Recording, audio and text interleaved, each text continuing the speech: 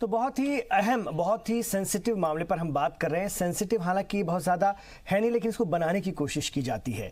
देखिए, आप तमाम लोग कह रहे हैं कि ये ऐसा कोई मसला नहीं है, ना शरीयत कहती है ना कुरान कहता है, बावजूद इसके हिंदुस्तानी समाज, मैं हिंदुस्तानी समाज की बात कर रहा हूं, मैं किसी और मुल्क की बात नहीं कर रहा, मैं बर्रे सगीर की बात कर रहा हूं। बर्रे सगीर के हमारे 3-4 मुल्क, वहां पर क्यों नहीं अपनाता? जब कुरान कहता है नहीं कोई ऐसी बात कह रहा है, जब शरीयत कोई ऐसी बात नहीं कह रही, तो आपको उसे अपनाने में क्या दिक्कत है? ये बड़ा सवाल है, इस पर हम चर्चा कर रहे हैं। मैं कुछ और खवातीन का पहलू आपके सामने रखना चाहता हूं, वो क्या सोचती हैं, फिर मैं आ रहा हूं अजहरी साहब के पास। वो तो हमारे अल्लाह का घर है, जब जी चाहे हाथ फैला के दुआ मांग सकते हैं। और हमारे सऊदी अरब लोग औरतें जाती हैं, हज करने जाती हैं, उम्रा करने जाती हैं, तो वो भी तो हमारे अल्लाह का घर है। और दूसरी चीज़ जो आप ये कह रहे हैं कि मतलब कोई कठिनाई का सामना क्यों करना पड़ेगा? लोग 1-2 लाख रुपया लगा के सऊदी अरब जाते हैं, उम्रा करते हैं, हज करते हैं, तो कोई कठिनाइयों का सामना नहीं है। वहाँ सब औरतें और आदमी एक साथ करते हैं। और वहाँ औरतें आदमी सब एक साथ में ही नमाज पढ़ते हैं। कोई रोक नहीं है जी। और ये है कि औरत इसलिए नहीं जाती है कि औरत जो है तो बातों में रहती, इसलिए नहीं जाती। मतलब ऐसा है कि अपने मस्जिद में, अगर हमारे महल्ले में मस्जिद है, अगर हम हमारे पास टाइम है तो अपने उसमें जाके नमाज पढ़ सकते हैं। पर्दा बीच में डाल के हम नमाज आराम से अदा करेंगे। नमाज पढ़ने की कोई पाबंदी नहीं है। अगर नमाज मस्जिद में पढ़ सकते हैं, पर्दा डाल के पढ़ना। मस्जिदों का ये हमारे दीन में, हमारे इस्लाम में पहले बताया गया है कि औरत के लिए बेहतर जगह उसका घर है। घर का भी वो कोना जो सबसे अंदर है, वहाँ पर आराम से नमाज पढ़े।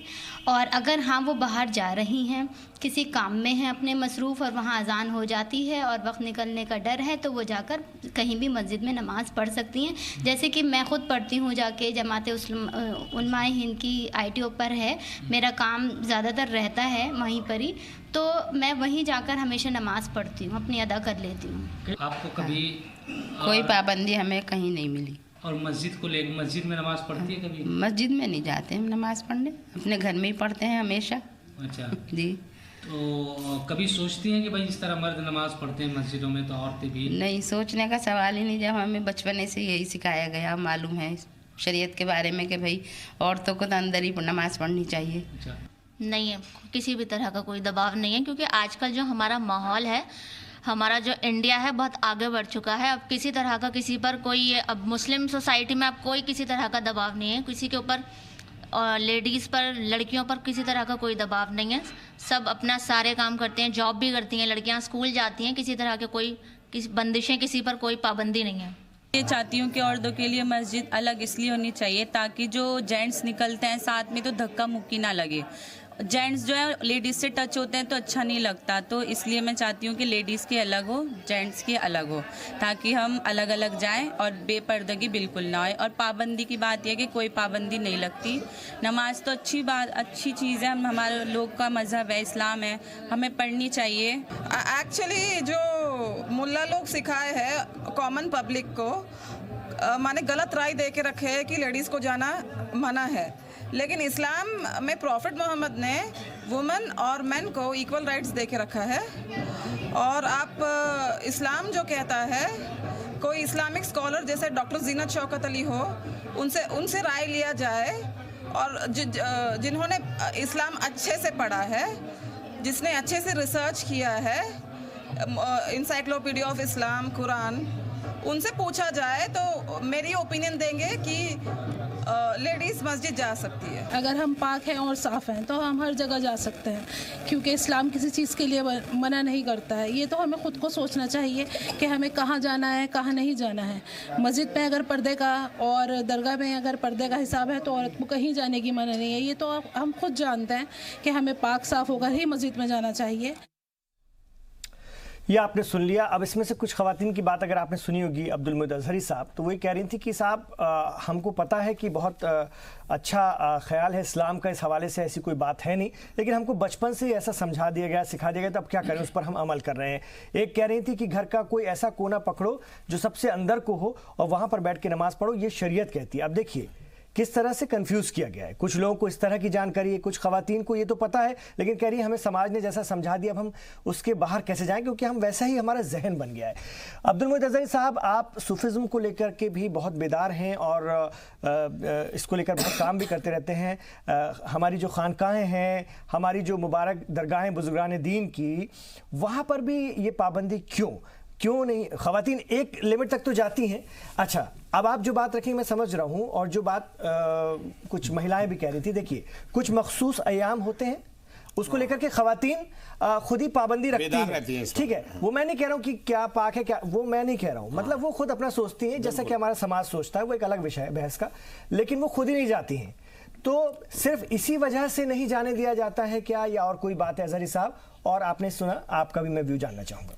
देखिए इमरान साहब, सबसे पहले तो हम आपको ये बताएं कि जितने भी आपने इसमें व्यू आपने दिखाए हैं, उनमें से किसी ने ये नहीं कहा कि इस्लाम रोकता है, बिल्कुल नहीं। एक बात ये, इसका मतलब ये हुआ कि नहीं, एक दो ने अभी जो मैंने आपको बात सुनाई, इस्लाम की बात कहा कि नहीं की, हमको बताया मौलानाओं ने कि शरीयत ऐसा कहती है। बस वही चीज है ना, सिर्फ दो लोग थे जिन्होंने कहा कि मौलानाओं ने ऐसा बताया, इस्लाम ने नहीं बताया। तो इसका मतलब ये हुआ, और ये एक यूनिवर्सल ट्रूथ है कि धर्म और धार्मिक इन दोनों में टकराव हमेशा से रहा है, ठीक है।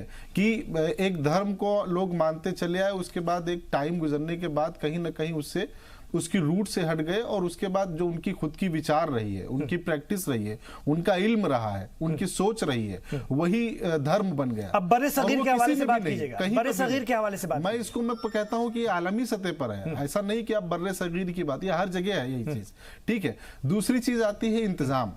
जैसे आप अरब ममालिक में आप देखें तो वो चाहे दरगाह हो चाहे मस्जिदें हो, ठीक है, हर जगह पर बाकायदा इंतजाम है कि खवातीन के लिए भी, मर्दों मेरे भाई साहब, मेरे भाई साहब, वही आ रहा हूं। मेरी आपसे ये तो गुजारिश है कि आप तमाम लोग यहाँ वहाँ का हवाला दे रहे हैं, मुझे बताइए ना कि आप लोग या इतने सालों में हमारे यहाँ ये इंतजाम क्यों नहीं किए गए? मैं इमरान साहब, हमारा समाज क्यों नहीं करना चाहता है? अरे मेरे भाई, मैं तो यही बात आपसे ये कह रहा हूँ कि इस मामले में जब ये साफ हुआ कि इसका इस्लाम से लेना देना नहीं है, ये कल्चरल है, ठीक है। हाँ, अब ये बोलिए ना कि सुनिए, हमारे कल्चर में फिर जो सुबह कह रही है कि हमारा पितृसत्तात्मक समाज है, हमारे मर्द बर्दाश्त नहीं करते। एक खातून कह भी रही थी कि धक्का लग जाएगा वहां से निकलते समय, मतलब मर्दों का धक्का न लग जाए, या मर्दों की अगर कोई गंदी नियत है, नजर है, तो इसलिए औरतों को ये इजाजत ही ना दी जाए। ये तो बड़ा जुल्म। कहां से बातें आई है इमरान साहब, कहां से निकल के आई जो आप कह रहे हैं? अभी तक तो जितनी गुफ्तगू नहीं, आप कह रहे हैं, कहां से आई ये बात? कहीं किसी तरह से ये बात नहीं आई है।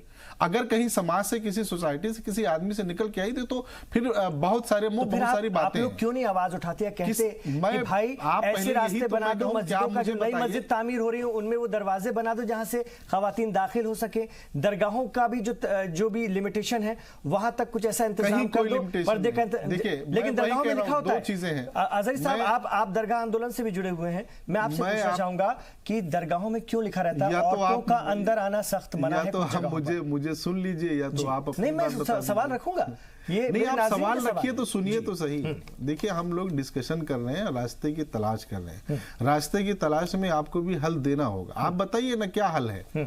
मैं ये समझता हूं कि जब एक जो रिलीजियस थॉट, यानी कि जो अभी हमारी बहन सबूही ने बात कही, इस्लामिक टीचिंग्स और कल्चरल जो क्या कहते हैं एक्टिविटीज हैं, या जो उसकी जितनी भी फॉर्म हो, कहीं ना कहीं टकराते हैं। तो इस्लाम जो उलमा ने या जिन लोगों ने इस्लाम के बारे में बताना चाहा, उन्होंने बताया।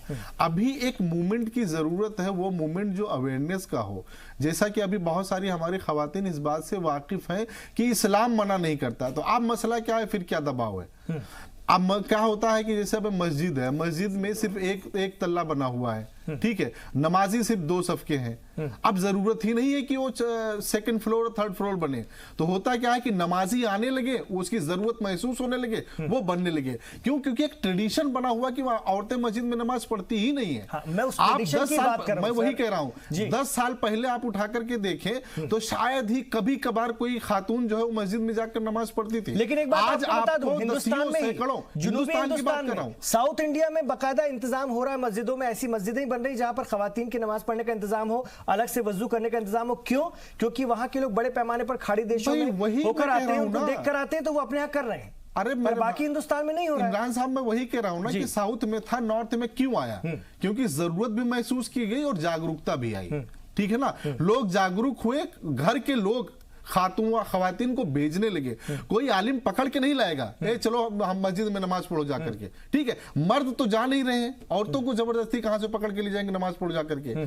तो एक जो एक नेसेसिटी होती है और एक ट्रेंड होता है कि जरूरत ये महसूस हुई कि भाई ठीक है, अब खवातीन मस्जिदों में आने लगी, अब उसका इंतजाम किया जाए। और जब जब ऐसा हुआ और होने लगा है, खातून का इंतजाम हुआ है और लोग नमाज पढ़ रहे हैं। मैं ओखला में रहता हूं, ओखला की जितनी मस्जिदें, 50% ऐसी मस्जिदें जहां पर खातून नमाज पढ़ती है और उनका बाकायदा इंतजाम है। ठीक है ना, तो ये दो चीजें हैं। वही एक तो ये कि एक कलेक्टिव कोशिश होनी चाहिए। ये किसी आलिम की या किसी भी, मैं अभी इनसे आप बात कर रहे हैं, ये उसकी जिम्मेदारी नहीं कि वो घर से उनको निकाल करके लाए नमाज पढ़ाने। बहुत अच्छी बात आप कर रहे हैं। ये मेरी ओखला की खवातीन थी, इसमें से कई लोगों की जो बातें मैंने चलाई, कहाँ कह रही हैं, कहाँ कह रही हैं कि वो जाती हैं, कहाँ? आप बताइए। तो नहीं, अब कौन सी 50 मसला क्या है? आप मस्जिदें इमरान साहब, आप पहले बताएं मसला क्या है? तो कहती हैं कि वो नमाज पढ़ने नहीं जाती हैं या उनके लिए जगह नहीं बताया गया है? नहीं, इमरान साहब आप भटक रहे हैं सवाल से। आप खुद पहले सवाल को तय कर लीजिए। मैं तो आपको प्रूफ दिखा रहा हूँ, आपने जो बात कही उसको रख रहा हूँ। आप नहीं, आप आइडेंटिफाई नहीं कर पा रहे हैं, आप आइडेंटिफाई नहीं कर पा रहे हैं। मसला क्या है कि वो नमाज पढ़ने नहीं जाती हैं या उन्हें नमाज पढ़ने नहीं दिया जाता। मामला मसला क्या? क्या मसला क्या है ये बताएं। क्या कहना चाह रहे हैं आप? नमाज पढ़ने नहीं जाती है ये मसला है, या उन्हें नमाज पढ़ने नहीं दिया जाता ये मसला है, या वहां इंतजाम नहीं है ये मसला है? मसला क्या है उसमें बात करेंगे। आप जवाब दे सकते हैं। तीनों ही मसले हैं, तीनों ही मसले हैं। वो नमाज पढ़ने जाती नहीं है क्योंकि उनकी मानसिकता बना दी गई है कि आपको नहीं जा सकती हैं। इसी पे पहले बताया गया है, एक जगह नहीं है, ये भी रीजन है। और अगर वो वहां जाएंगी तो उन्हें वहां पढ़ने भी नहीं दिया जाएगा, ये भी रीजन है। इमरान जी, मैं इसमें ये भी एक चीज मेंशन करना चाहती हूँ, जो हमें इसको जो पितृसत्तात्मक सोसाइटी वाले पॉइंट को भी ओवरलुक नहीं कर देना चाहिए। मैं आपको एक एग्जांपल देती हूँ कि सड़कों पे क्या मोटरसाइकिल लड़कियों का चलाना मना है? लेकिन कोई अगर चलाने निकल जाए तो उसको पलट पलट के सब देखेंगे, उसको एक ऑड वन एक ऐसा फील करा दिया जाएगा जैसे वो पता नहीं कोई लड़की रॉयल एनफील्ड लेके निकल जाए सड़क पे, पूरे सारी सड़कों की नजर उस पे होती है। तो इसलिए मैं ये कहना चाहती हूँ कि ये सारे ही एस्पेक्ट्स हमें देखने हैं, जागरूकता की बहुत जरूरत है। इसी भारतीय समाज के ही दायरे में बात कर रहा हूँ ना मैं, अपने समाज की। मैं इमरान साहब इसीलिए मैं बात कर रहा था कि जब क्या कहते हैं एक मसला हो और उसी पे आप बात करके देखिए कि अभी जो सबूही जी ने बात कही है बिल्कुल यही फैक्ट है भाई। अगर कोई आलिम रोकता है कि भाई आप मस्जिद में नहीं जा सकते तो आप वहां पर एक्शन ले सकते हैं भाई। बहुत सारे मसले हैं। अब कैफेटेरिया में है जहां पर जो चाय खाने होते हैं, लड़की वहां पर नहीं जाती, किसने रोक रखा है भाई? एक ट्रेंड बना हुआ है, आप उसको ब्रेक करते हैं। अभी हम जिस समाज में आज जी रहे हैं, 2000 जो 20वीं 21वीं सदी में हम जी रहे हैं, बहुत सारी ऐसी प्रथाएं, बहुत सारे ऐसे ट्रेंड हैं जो ब्रेक हो चुके हैं और हो रहे हैं। हमें और आपको करना चाहिए। आप ये हमारे अफजाल साहब, फिर तो ये हमारे मुस्लिम समाज की अपनी एक कमजोरी हुई ना। अच्छा, इसमें यहाँ पर मुस्लिम समाज का भी नहीं है, ये समाज का मसला है भाई, ओवरऑल समाज का मसला है। भारतीय दूसरे जो भारतीय धर्म है जो भारत में है उसमें, या विदेश से भी जो जहां पर धर्म आए हैं उनमें जाती हैं। मैं उनका जिक्र क्योंकि उनका मसला नहीं पर मैं बात कर रहा हूं, उसमें तो जाती हैं। तो ये हम भारतीय मुसलमानों की बात कर रहे हैं, हर जगह पर करेंगे। हर जगह एक इंसानी फितरत है इमरान साहब, ये इंसानी फितरत है। आपको कोशिश करना पड़ेगा, आप कोशिश करें। नहीं प्लीज, एक चीज मैं बोलना चाहती हूँ आपको, स्पेसिफिकली जहां पे इस्लाम इन्वॉल्व है वहां पे सिर्फ इंसानी फितरत नहीं है, वहां पे बहुत सारे एजेंडाज हैं, बहुत सारी साजिशें हैं। देखिए, एक पितृसत्तात्मक फितरत तो है ही कि मुल्लाओं ने, आदमियों ने एक हाईजैक कर रखा है इस्लामिक सोसाइटी को। एक एग्जांपल मैंने आपको तलाक बिद्दत का दिया, दूसरा एग्जांपल हलाला का आप ले लीजिए। अब क्योंकि ट्रिपल तलाक बंद हो गया है तो हलाला भी शायद बंद हो जाए। पूरा का पूरा हलाला उद्योग बना के वो लोग बैठे हुए थे। मौलवी स्पेसिफिकली पैसा लेके हलाला करते थे, औरतों को कमोडिटी की तरह इस्तेमाल किया जाता था इस्लामिक सोसाइटी में। प्लीज, मैं सोशल वर्कर हूं, मेरे पास विक्टिम्स हैं, मेरे पास आती है, मैं आपको एक रियल ग्राउंड रियलिटी बता रही हूँ। ठीक है, तो जहां पे इस्लामिक सोसाइटी है, सुनिए मेरी बात, वहां पहले मेरी आपकी पूरी बात मैंने शांति से सुनी, मेरी भी प्लीज सुन लीजिए। सिर्फ इसको इंसानी फितरत बोल के आप ट्रिविलाइज मत करिए मैटर को, क्योंकि यहाँ पे बहुत बड़े बड़े एजेंडाज हैं। यहाँ पे एक पॉलिटिकल इस्लाम है जिसने एक्चुअली इस्लाम के आध्यात्मिक पार्ट को हाईजैक कर लिया है, इस्लाम की स्पिरिचुअल और पॉजिटिव टीचिंग्स को दबा दिया है। जो सूफीवाद है, जो वेदांत के बहुत करीब है, यही पॉलिटिकल इस्लाम ने भारतीय मुसलमानों को भारतीय कल्चर से तोड़ा हुआ है। अगर हम सही मायने में अपना कुरान जान जाएंगे तो हम ये जान जाएंगे कि हमारे भारतीय संस्कृति और इस्लामिक टीचिंग्स में कोई डिफरेंस नहीं है। तो इसलिए हमें समझने की जरूरत है। बार बार मैं ये बोलती हूँ कि कुरान मायने से पढ़िए, अपनी लैंग्वेज में कुरान पढ़िए, इन मौलानाओं को अपने और खुदा के बीच में से निकाल के फेंक दीजिए।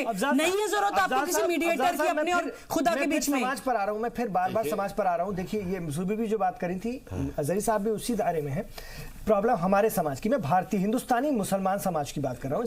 ठीक है, इस्लाम ने जो साफ कह दिया चीजें हैं वो तो सबके लिए, लेकिन भारतीय समाज एक अलग किस्म का समाज है ना, हर जगह का समाज अलग होता है।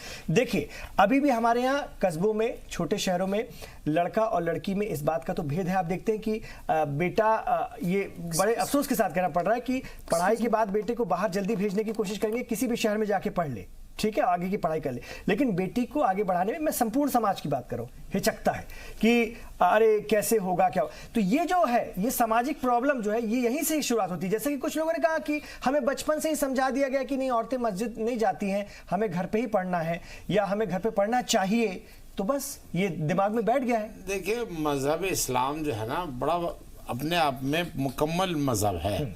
उसमें औरतों के हकूक, मर्दों के हुकूक और मर्दों के औरतों के हुकूक कहाँ कहाँ कैसे कैसे बताता थोड़ी ना है। हाँ बता, असल दिक्कत जो सुबह कह रही है वो सच्चाई यही है, इसमें कोई, लेकिन एक बात सुनिए, जहां तक उनसे अगर पूछेंगे ना आप उलमाओं से, वो ये नहीं कहेंगे कि हम तो कहते हैं, हम तो, देखिए आप जगह जगह देखेंगे ना कि हमारे तबलीगी जमात जाती है, हमारे जो बहुत सारे हमारे उर्सों में जो है ना औरतें और मर्द सब साथ जाते हैं, लेकिन जहां अंदरूने वो वहां पहुंचते हैं ना, तो वहां पे लिखा होता है यहाँ पे औरतों को जाना मना है। आप मतलब ये सब जगह है, ऐसा नहीं है कि कोई अगर ये कहता है वो झूठ बोल रहा है। और मस्जिद, देखिए मैं साफ कह रहा हूं, आप एक दरगाह है जिसका नाम है हाजी अली दरगाह मुंबई में, वहां पे यही लिखा हुआ था कि यहाँ औरतों को जाना मना है। औरतों ने एहतजाज किया, सुप्रीम कोर्ट गई, हाई कोर्ट गई, है जी, उनको वहां पर अंदर जाने का हक मिला।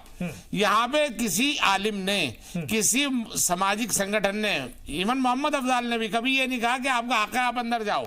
मैं कह रहा हूँ ये सच मायने में, एक सही मायने में एक इनकलाब होना चाहिए इस तरह का कि वो आगे हमारी औरतों को हमें बेदार करना चाहिए कि आपका हक ये है और आपके हक से रोका जा रहा है। अच्छा, ये बात सही है कि टीवी पर या दिन भर या बहुत सारे लोग आपसी चर्चाओं में इस पर बात करते रहे, लेकिन जब असली घर से अपने शुरुआत करने का मौका तो नहीं करते, तो उसके बाद चुपचाप बैठ जाते, और उसके बाद महिलाओं को ये बता दिया गया, समझा दिया गया बहुत सारी और चीजें, आप देखिए ना, हमारे बीच में तशरीफ बड़े अफसोस के साथ कहना पड़ता है कि उसको लेकर के उनकी जो नापाकी और पाकी का एक ऐसा प्रोपेगेंडा तैयार किया गया कि सारे वो इशू नहीं है। हर देखिए मैं एक वाज़ेह कर दूं, हर मर्द और हर औरत को ये पता होता है मैं कितना पाक और कितना नापाक हूं, और वो मस्जिद में जाने के लायक किसी ने ये बात बताई है, मैं इससे भी जोड़ लेते हैं, इसको जोड़ना भी गलत है। अरे मेरे भाई, मैं यहाँ पर क्लियरिफाई करना चाहूंगा, ये दुरुस्त नहीं है। अजहरी साहब, मैं आप ही के पास आऊंगा। आपको मसाइल के हक की पहल, औरत पर कितनी पाबंदियां, इस पर हम बात कर रहे हैं। बहुत अच्छी बात हुई ब्रेक से पहले भी। मैं अब्दुल मोहित अजहरी साहब के पास जाना चाहूंगा। आप दरगाहों को लेकर, मस्जिदों को लेकर के तो देखिए ये बिल्कुल साफ है, कहीं कुछ नहीं है, सभी लोगों ने इसको माना, लेकिन सामाजिक कहीं ना कहीं कमजोरी है, इस तरफ नहीं बढ़ा रहे हैं। और उसके पीछे एक वजह बड़ी निकल कर आई, पितृसत्तात्मक समाज, जिसमें मर्दों का गलबा है और उसका असर होता है। ये हमारे भारतीय समाज की प्रॉब्लम है, इस पर भी कोशिश करनी चाहिए। लेकिन दरगाहों के हवाले से क्या हुक्म है? वहां पर तो लिखा रहता है, मस्जिदों में कम से कम लिखा नहीं रहता। मैं आपसे पूछना चाहता हूं अजहरी साहब। देखिए इमरान साहब, वजह सेम है, लिखे जाने की ये जो ट्रेंड चला हुआ है उसकी एक ही वजह है, वो आपने जो एक खास पीरियड की बात कही है, कहीं नहीं, मुझे आज तक नहीं मिला है कि सिर्फ उसकी वजह से उनको जहां वहां पर, क्योंकि जब ऐसी सूरत होती है तो वो रोजा नहीं रखती है औरत, नमाज नहीं पढ़ती है, तो फिर और मस्जिद और दरगाह की तो बात ही अलग है। ठीक है, वहां पर ये वजह बिल्कुल नहीं है, क्यों, ये उसका पर्सनल है। ठीक है, वहां जो लिखा हुआ होता है या जो लोग लिख रहे हैं, जो कि धीरे धीरे खत्म हो रहे हैं। अभी हाजी अली दरगाह, हाजी अली का जिक्र हुआ है, दरगाह हाजी अली में जब आवाज उठी वो खत्म हो गया। क्यों? क्योंकि वो इस्लामिक पॉइंट ऑफ व्यू से नहीं रखा गया कि नहीं आप नहीं आ सकते हैं। एक ही वजह थी, खल्तमल्द, जहां पर सिस्टम नहीं है, जहां पर इंतजाम नहीं है, जहां पर मर्द और औरत के अलग अलग आने और जाने का रास्ता नहीं है, वहां पर एक ही उनको उस वक्त जिन लोगों लोगों ने जैसा भी अपने हिसाब से देखा होगा कि अब इसका यही रास्ता है कि भाई औरत ना आए, मर्द आ रहे हैं तो आए। अब अगर इंतजाम ऐसा किया जाए या ऐसा होता है। मैं आपसे बस एक बात पूछना चाहता हूं, अभी भी हम देखते हैं बुजुर्गाने दीन की दरगाह पे खवातीन जाती हैं, लेकिन आखिरी मोमेंट पे जाके जाली के बाहर से वो दुआ करने की कोशिश करती हैं, अल्लाह का कलाम पढ़ती हैं, तो उस वक्त बड़ा अजीब लगता है। और मर्द हजरात अंदर जाकर के मज़ार मुबारक तक नहीं, आपको अजीब नहीं, अगर ऐसा कोई इंतजाम हो कि दोनों पर्दे में रहते हुए मज़ार मुबारक तक पहुंच सके तो उसमें गलत तो नहीं है? मैं वही कह रहा हूं कि किसी भी सूरत में गलत नहीं है, ठीक है।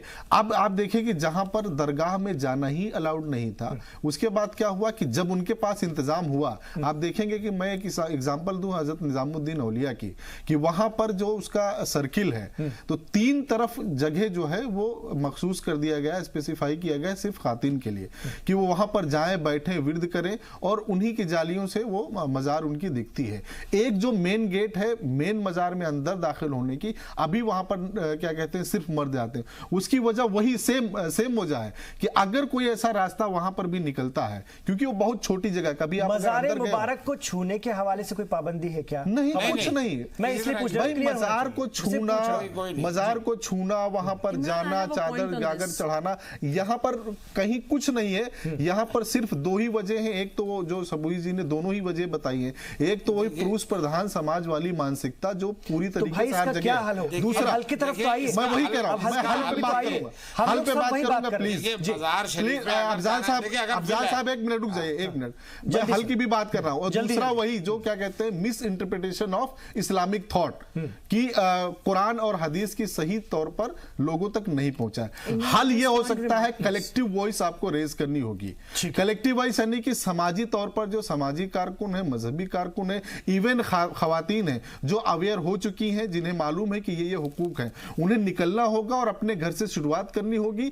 अपने इलाके जिस जहां की मस्जिदों में उनका असर और रसूख है या वहां के इंतजामिया के साथ उनके, सबसे पहले तो जो मस्जिद की जो इंतजामिया है वो इंतजामिया अपने घरों से शुरुआत करें। और वो नॉर्मली क्या कहते हैं शहरों में जो मस्जिदें बनती हैं उसमें तहखाने होते हैं। आमतौर पर देखा जाता है कि जो नीचे बेसमेंट बना हुआ होता है वो बेसमेंट जो है वो मखसूस कर दिया जाता है खवातीन के लिए। तो उसके जितने भी दरवाजे होते हैं वहां से आने जाने के लिए सिर्फ और सिर्फ वहां पे खातून होती हैं। अब जो नई तर्ज की जो मस्जिदें बन रही हैं या बने तो उसमें इस बात का ख्याल रखा जाए, ये हम भी अपनी आवाज उठाएं, हमारे साथ यहाँ बैठे जितने साथी हैं वो भी उठाएं, और इस्लामिक थॉट जो था उसको और ज्यादा स्प्रेड करने की जरूरत है कि इस्लाम तुम्हें कहीं मना नहीं करता, जो वजह है उसको खत्म करने की कोशिश करें। कंक्लूजन निकलना चाहिए। देखिए यहाँ से मैसेज जाना चाहिए। जी जी जी ठीक है जी। इमरान जी, मैं ये हाजी अली दरगाह वाला एक एग्जांपल देना चाहती हूँ कि देखिए इसका तो इस्लामिक थॉट से कोई लेना देना ही नहीं है, क्योंकि अभी आई थिंक मार्च या जून 2012 तक वहां पे महिलाएं जाती थी।